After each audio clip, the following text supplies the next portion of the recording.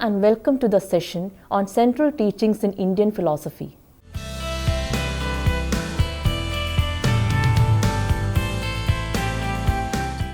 Different schools of Indian philosophy.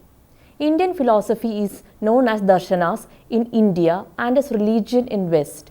In India, philosophy is not merely an academic discipline, it is a tool and guide for the betterment of human life. There are many philosophical schools.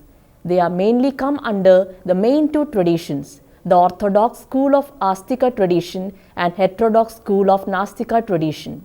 Irrespective of multiple and diverse philosophical schools, all of them exist with mutual respect even when critiquing each other's in their basic precepts. All schools accept the concept of karma as an explanation for the existence of suffering. Nothing in life is accident. Everything is related to our karmas or actions that we have done in the present and past lives. Astika tradition or orthodox school belongs to the Brahmanic tradition, which is later consolidated as the Hindu tradition. They believe in the supremacy of textual scriptures. The Vedas are seen as the most ancient and authentic sacred literature for the exponents of orthodox school. The different sects under orthodox traditions are the Samkhya, Yoga, Nyaya, Vaiseshika, Purva Mimamsa and Uttara Mimamsa. The Samkhya, Yoga, Nyaya, Vaisheshika and Mimamsa Vedanta schools are grouped together. The heterodox tradition did not believe in the supremacy of the Vedic text. Neither have they believed in the existence of God. They emphasize a materialist worldview. The important sects under the tradition are the Charvaka, the Buddhist and the Jainist traditions. The Vedas. Vedas are seen as the most ancient sacred literature and known as the mother of all scriptures. They are also termed as Shastras. The word Veda means knowledge, wisdom, strategies, etc. Vedas are believed to be written in Sanskrit and belong to 3rd century BC, but there are disputes about the authenticity of this period. Since written historic documents were less in ancient times, it is difficult to determine the period of Vedas in precision. Initially, the Vedas were transmitted orally from generation to generation. This is through the process of repeating and remembering the verses and hymns continuously. The hymns in Vedas varied in length and style and consist of praising the pantheon of gods. They also include magical incantations. They are used for ritualistic practices such as pujas and propitiation. There are four parts in Vedas: the Samhitas, hymns, the Brahmanas, rituals, the Aranyakas, theologies, the Upanishads, philosophies. The Samhitas includes hymns, mantras and magical incantations. The hymns are descriptive and prescriptive.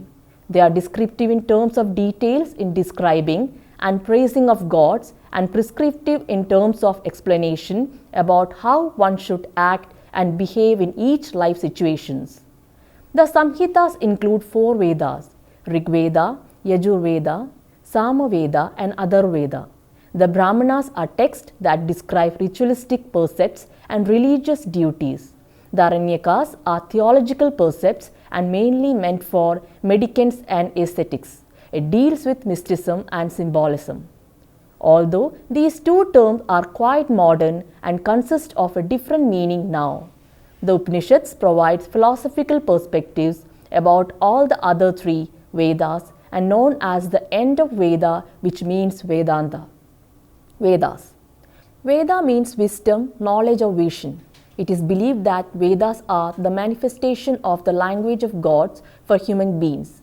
Hence, Vedas are also known as Shrutis or what is heard from the gods and remembered by the rishis. The truth is, Veda is seen as revelation from gods. So, a specific author, or in other words, authorship, has no particular importance in the writing of Vedas. He or she is seen as a mediator to transfer the knowledge from gods to the humans. They provide a general scheme of codes and conducts that are required for the regulation of domestic, social, legal and religious customs in the ancient time. These codes and conducts are said to be addressed the issues and customs of a person from birth to death. But They were quite different from the present-day judicial rules and regulations. Vedas or the Samhitas are divided into four: Rig Veda, Yajur Veda, Samaveda, Atharvaveda.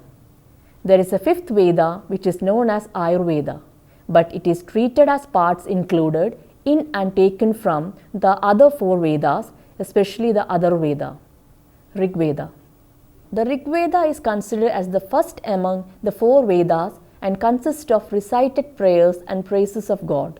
It explains the universal order of life in three different levels: the internal, external, and spiritual. The internal refers to the soul, the external refers to dharma of the world, and the spiritual refers to the cosmological universe. The period of Rig Veda is date back to 1500 BC to 1000 BC. Yajur Veda. Yajur Veda is meant to meet the need for ceremonial occasions such as yagas and yajnas. It is roughly a guidebook for the priest who execute sacrificial acts by reciting prayers. It contains liturgical collections of melodies and it is known as Veda of sacrificial text, Samaveda. The Samaveda is also the Veda of holy songs or liturgical collections of melodies. The mantras in Samaveda addresses Agni, Indra and Sama. They are believed to be a reduced version of the Rig Veda without having distinctive lessons of their own. Atharvaveda. This is the fourth Veda and speaks more about human physiology, yoga, ailments, social structure, medicine, etc. Atharvaveda is seen as one with the simpler language among Vedas.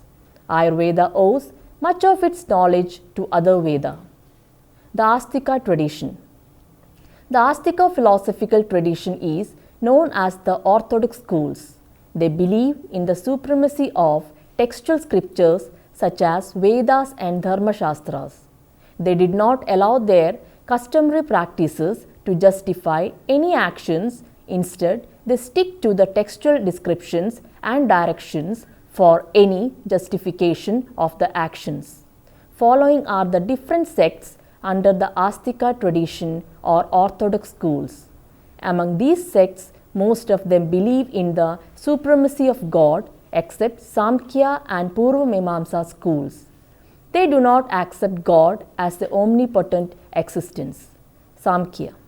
Samkhya is one of the oldest philosophical schools belong to orthodox schools. They believe that every reality stems from Purusha and Prakriti.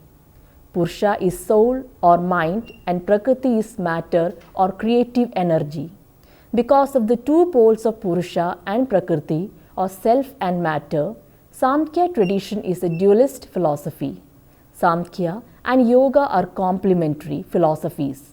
It deals with the arrangements of the cosmos. Yoga.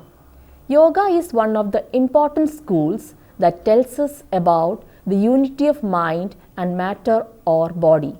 It upholds the discipline of body as the method in linking oneself with the Supreme Lord. It accepts the basic tenets of Samkhya with a few exceptions. Yoga provides a method or rather technique through which one can liberate oneself from the bondage of karma. This method provides meticulously designed breath-based bodily exercises and meditation for the salvation of both body and mind. Nyaya. The Nyaya school deals with the concept of logic and reasoning. It focuses on the epistemology of things and teaches method of investigation. In this tradition, knowledge can be assessed through pramana, which includes four methods. They are perception, inference, analogy and testimony. Pramana is a way through which the mind can obtain the right measure of any subject. The assessed knowledge can also be validated through the four methods. The Nyaya school is equivalent to the analytical tradition of Western philosophy. Vaisheshika. The Vaisheshika school deals with the physical sciences of the world or nature of the universe. Kannada is known as the main proponent of this tradition. This tradition is equivalent to the atomist and pluralistic tradition of Western philosophy. Every object can be reduced to a finite number of atoms. Brahman is the fundamental force that unites the atoms. The Vaiseshika school accepts only perception and inference as methods to assess valid knowledge and rejects analogy and testimony. Purva Mimamsa. The Purva Mimamsa school interprets and establishes the authority of the Vedas. The sutras of Purva Mimamsa are ascribed to Maharishi Jamini. A person can attain salvation or moksha only through the strict observation and performance of religious rituals as per the prescription in the Vedas. These ritual practices are known as Brahmanas. In other words, Purva Mimamsa insisted on the performance of Vedic rites and rituals. Uttara Mimamsa. The Uttara Mimamsa is the end of Vedas and known as Vedanta. It is believed to be written by Badrayana Vyasa. The Uttara Mimamsa focus on the Upanishadic teachings rather than the Brahmanic teachings of Purva Mimamsa. They are philosophical perspectives of Vedas. It emphasizes certain techniques in discipline oneself such as meditation and did not focus on ritualistic exercises. The Upanishadic sutras are cryptic and poetic.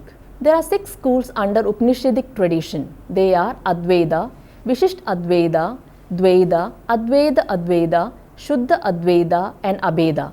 In Advaita, the soul and Brahman are one and the same. In Vishisht Advaita, Vishnu is the supreme being. Dvaita espouses belief in Vishnu, soul and matter. Dvaita Advaita thinks Brahman as an independent entity and soul and matter as mutually dependent things. Shuddha Advaita espouses Krishna as the supreme form of Brahman. As the name indicates, Abheda does not separate soul, matter and the supreme being. It considers soul as distinct yet non-distinct from the God. Thus it upholds monism and dualism at a time. The Nastika tradition. The Nastika tradition is known as the heterodox schools. This tradition evolved through debating with the Astika or the orthodox school of philosophy and opposing the Vedic authority. As the word means, heterodox symbolizes diverse beliefs, opinions and ideas of philosophy. The main schools in Nastika tradition are the Charvaka, the Buddhist and the Jainist philosophies. They do not believe in the supremacy of scriptures or Vedas to establish their authority. They also do not believe in an unknown God out there as a savior and hence asserts a materialistic tradition. But they believe in the concept of karma or actions as explanation for the suffering of human beings. Further, they believe in moksha or salvation. The Nastika tradition establishes itself by criticizing the orthodox schools or the Hindu philosophical concepts. Hence, it does not belong to the Hindu philosophical traditions. If Astika tradition is theist, Nastika tradition can be seen as atheist. The Charvaka school. The Charvaka school is known as the Lokyata tradition or the materialistic tradition. It is known in the name of the exponent Rishi Charvaka. This tradition is skeptical, atheistic and materialistic. Skeptical schools doubt everything before accepting the truth in them. The school criticizes almost all other orthodox philosophical traditions. It acknowledges the existence of the loka or the universe and karma, the actions and doings of human beings. They did not believe in any religious rites and also did not espouse a theory of afterlife. So, the concept of sin and virtue has no importance in Charvaka school. The Buddhism. The Buddhism also as an aesthetic and materialist tradition. Its founder Gautama Buddha was prince known as Siddhartha. Buddhist philosophy is said to have drawn some ideas from Samkhya Yoga tradition. The question of existence of God is irrelevant in this tradition. It suggests a noble eightfold path to deal with the sufferings due to one's karma or action. Buddhism upholds non-violence and sacrifice. All phenomena have a transient or fleeting nature in Buddhism. The concept of existence in Buddhism is known as the wheel of existence. They believe in karma and rebirth or afterlife, but they don't uphold the theory of Atma or soul. Buddhist school is further divided into Mahayana and Hinayana sects. Literally, Mahayana means greater vehicle and Hinayana means lesser vehicle. Mahayana espouses Shunyata or emptiness and believe that everything including the self is void. Hinayana provides self-serving principles meant for the enlightenment of the practitioner. The spiritual ideas in this tradition is to provide liberation for oneself. Hinayana has 18 sects under which Theravada and Sarvastiveda are important. The Jainism. Vardhamana Mahavira is one of the main proponents who established the central tenets of Jainism. He was a contemporary of Gautam Buddha. Mahavira was a seer and the last prophet in the Jainist tradition. The prophets in Jainist school are also known as Tirthankaras. In this tradition, reality differs according to situations, different points of view and different perception. There is no such single and unique view or reality or truth about anything. But those who have infinite knowledge can assess the ultimate truth. Like Buddhism, this tradition also upholds non-violence. It emphasizes equality of all and self-control of human beings as a means for non-violence. They believe in Anekantavada. According to this, nothing can be affirmed absolutely. All realities depend upon their particular situations and conditions and therefore have a limit in themselves. So a thing, a situation or a reality can be true as well as untrue at the same time. The Jainist school is further divided into two sects, the Svetambras and the Digambras. The former one wears white cloth whereas the later one do not clothe themselves.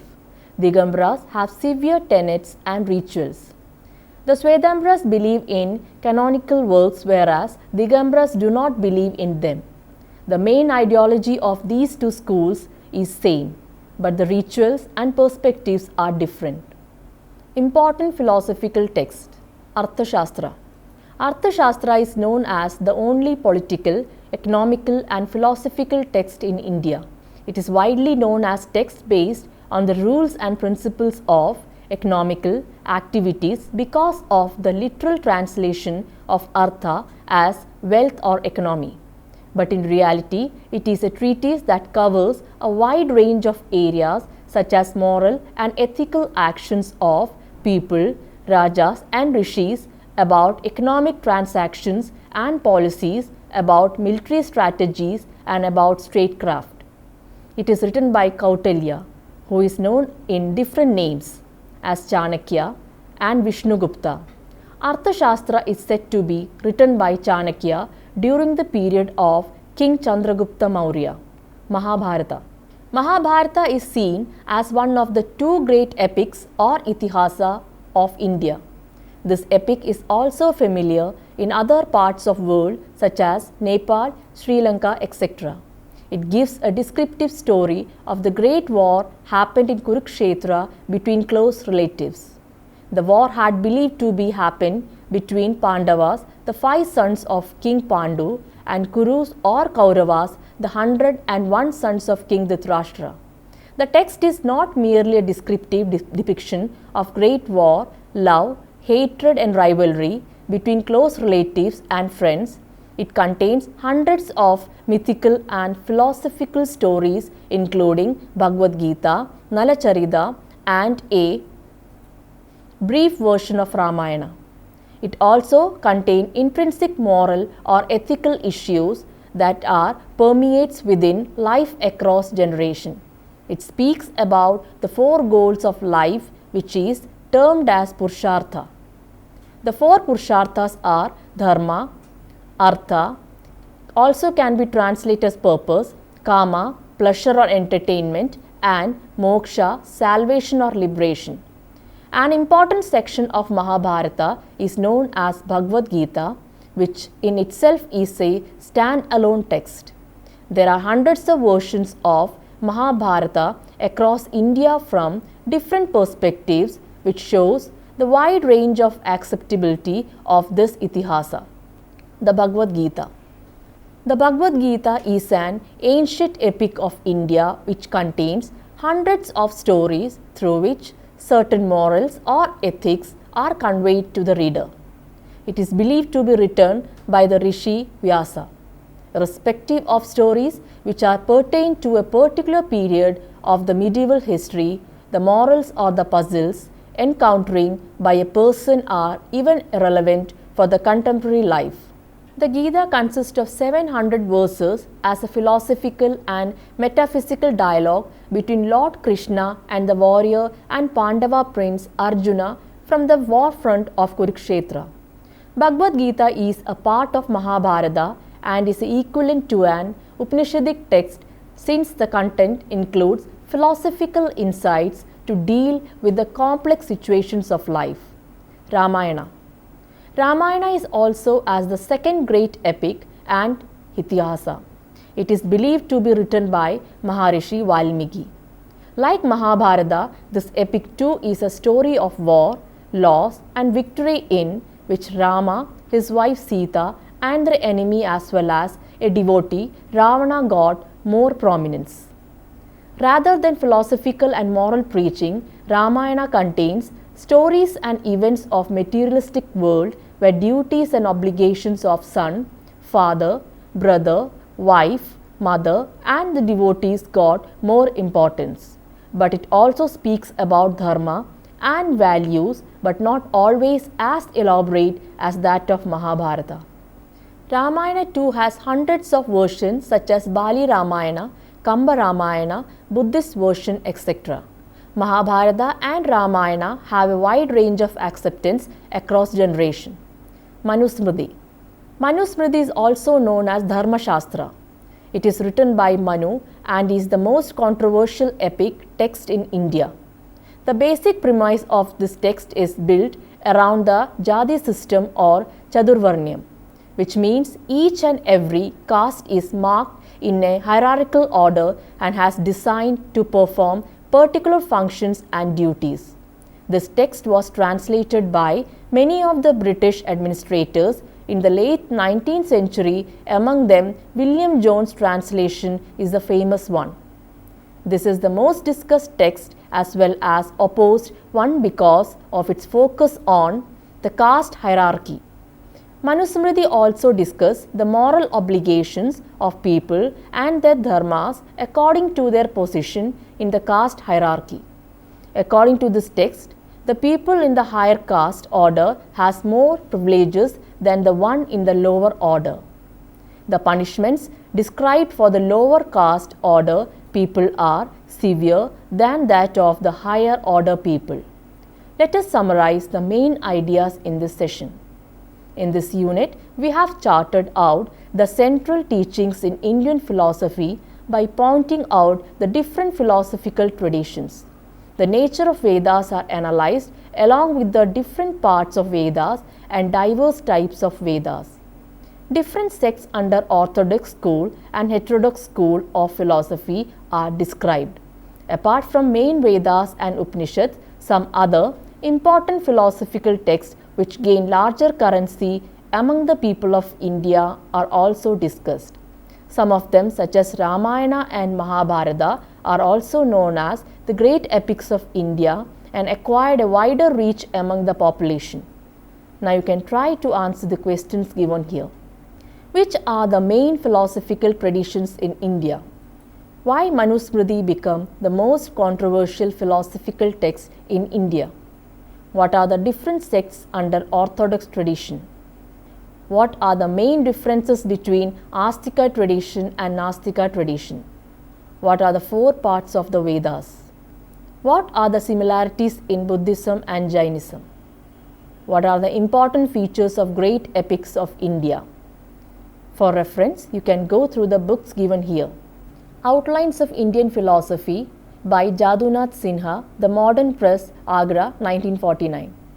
An Introduction to Indian Philosophy by Satish Chandra Chatterjee and Dhirendra Mohan Dutt, University of Calcutta, 1984. Thank you for watching this program. We can meet again with another topic. Till then, take care.